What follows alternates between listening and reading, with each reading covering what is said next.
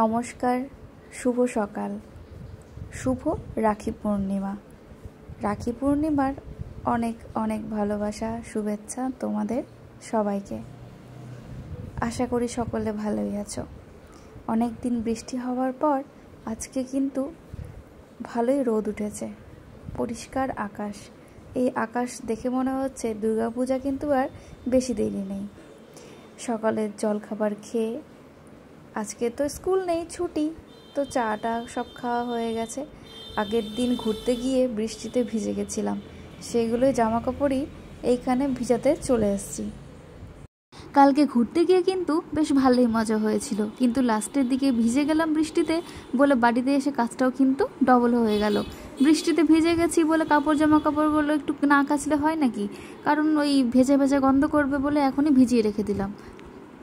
রান্না করতে যাব তার আগে আমি এগুলোকে ভালো করে ভিজিয়ে নিলাম, তাহলে স্নান করার সময় কি হবে, কেচে নেব, দিয়ে স্নান করে একদম বেরিয়ে যাব। আজকে যেহেতু স্কুল নেই বলে রান্নাও আজকে দেরিতে বসবে। এইদিকে ডালটাকে সেদ্ধ করে রেখে দিয়েছি। আর আজ যেহেতু সোমবার, আমি আর আমার হাজব্যান্ড একদম নিরামিষ খাই। করব হচ্ছে ফুলকপির তরকারি, করলা ভাজা, সজনে ভাজা আর ওই মেশানো ডাল।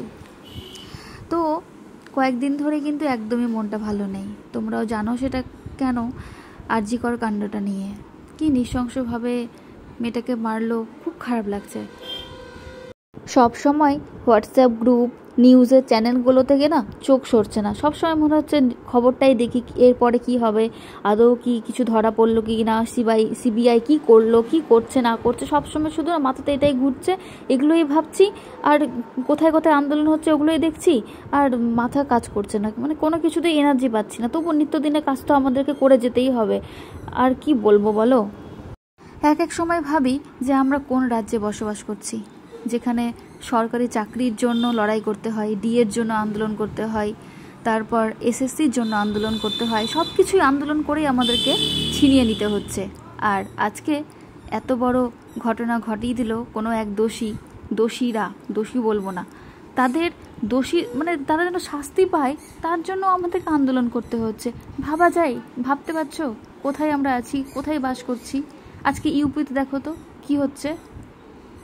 এই লড়াইটা কিন্তু শুধুমাত্র মেয়েদের না, ছেলে মেয়ে সবার। কারণ একটা ছেলে আজকে ব্যাচেলার, কয়েকদিন পর, কয়েক বছর পর সেও কিন্তু একটা বাচ্চার বাবা হবে।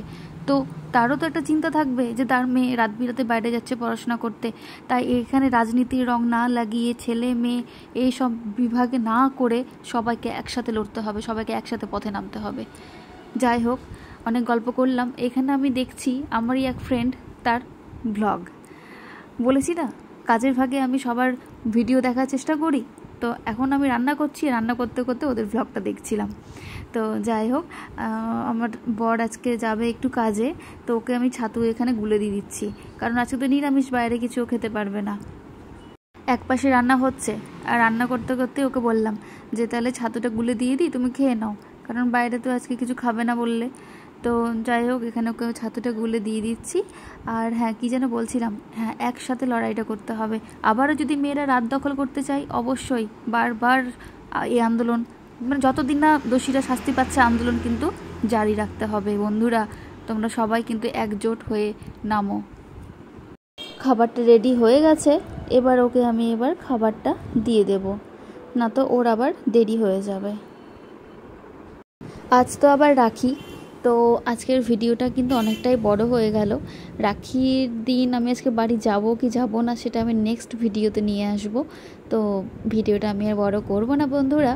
তো রাখি পূর্ণিমার দিন আমি আর কি করলাম সেটা আমি পরের দিন ভিডিওতে নিয়ে আসব। আজকের ভিডিওটা আমি এখানে শেষ করে দিচ্ছি। ও হ্যাঁ, তার আগে বলে দিই, আমার রান্না কিন্তু সব কমপ্লিট হয়ে গেছে। এই যে দেখো, ফুলকপি, সজনে ভাজা, কলা ভাজা আর মেশানো ডাল, পাঁপড় ভাজাও করব, সেটা পরে। সবাই ভালো থেকো, দেখা হচ্ছে কালকের ভিডিও।